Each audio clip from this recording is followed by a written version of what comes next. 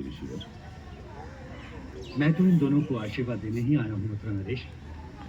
मैं तो कब से इस लग्न की प्रतीक्षा कर रहा हूँ। सौभाग्यवती भाव, अष्टपुत्रवती भाव।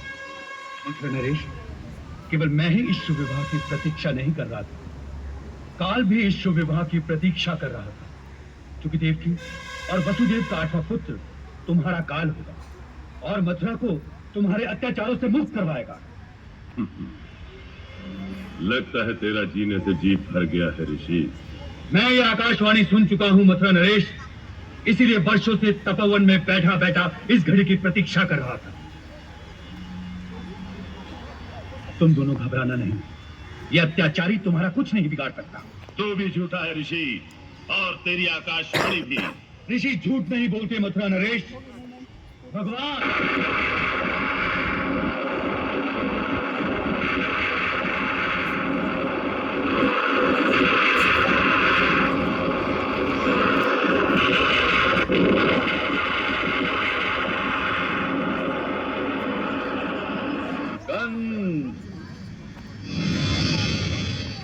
तेरे पाप की गागर भर चुकी है। देवकी वसुदेव का 8वां पुत्र ही तेरा वध करेगा और संसार को तेरे अत्याचारों से मुक्ति दिलाएगा।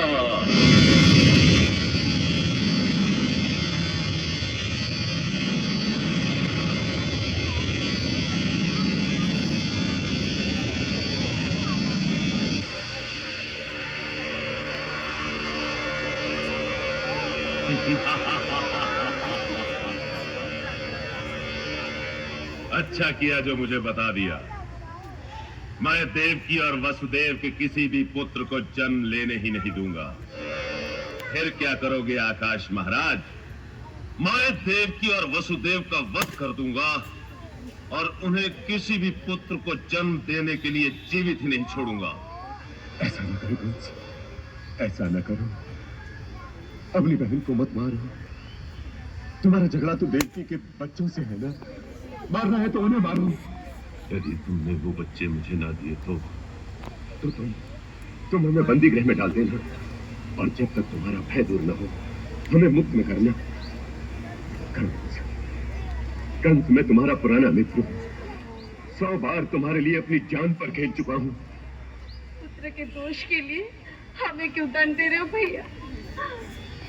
तुम तो मुझे कितना प्यार करते थे, और अब वही शूरवीर अपनी बहन की हत्या कर देगा। हाँ हाँ, तू महावीर है कंस। अपने भाग्य से जूझ, हरा दे अपने भाग्य को। अपनी हथेली पर नई भाग्य रेखा खींच, इन्हें बंदी गृह में डाल, एक एक करके मारता जा इनके पुत्रों को। यदि तूने इनके 8वें पुत्र को मार दिया तो तू अमर हो जाएगा। तो फिर यही होगा। आदेश है कि देवकी और वसुदेव को कारागृह में डाल दिया जाए, और जब तक मैं देवकी के 8वें पुत्र का वध न कर लूं, ऋषि को भी बंदी गृह में डाल दिया जाए। देवकी के 8वें पुत्र की हत्या करने के पश्चात मैं इस ऋषि को भी दंड दूंगा।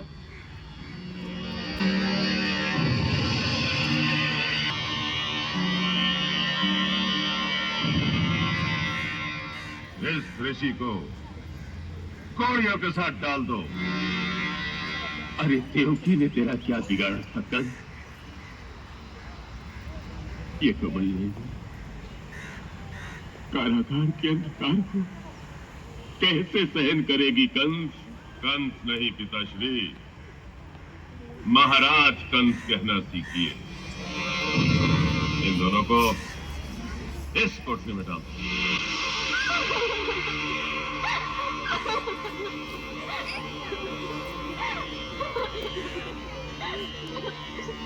देवकी यहाँ 8 पुत्रों को जन्म देने वाली है। इसके हर गर्भ, हर जन्म का समाचार हमें ठीक समय पर मिल जाना चाहिए। जो आ गया महाराज। भैया, मेरी बात तो सुनो भैया। भैया, मैंने क्या किया है? मेरा क्या दोष है? क्या आप ये भी भूल गए कि मैं आपकी लाडली बहन हूँ? फिर ये अत्याचार क्यों भैया, क्यों? मुझे ब्रह्मा को यह आभास करवाना ना होता कि वीर पुरुष अपना भाग्य स्वयं अपने हाथ से लिखता है, तो मैं तुझे ये दंड कभी नहीं देता। तेरी हस्तरेखा तो भाई को छोड़कर ब्रह्मा से मिल गई। अरे तूने भाई की हत्या में ब्रह्मा से साठ-गांठ कर ली। यदि मुझे ब्रह्मा को यह जतलाना ना होता कि कंस तेरे लिखे हुए भाग्य से नहीं डरता, तो मैं तुम दो के अपराध में मृत्यु दंड देता। पर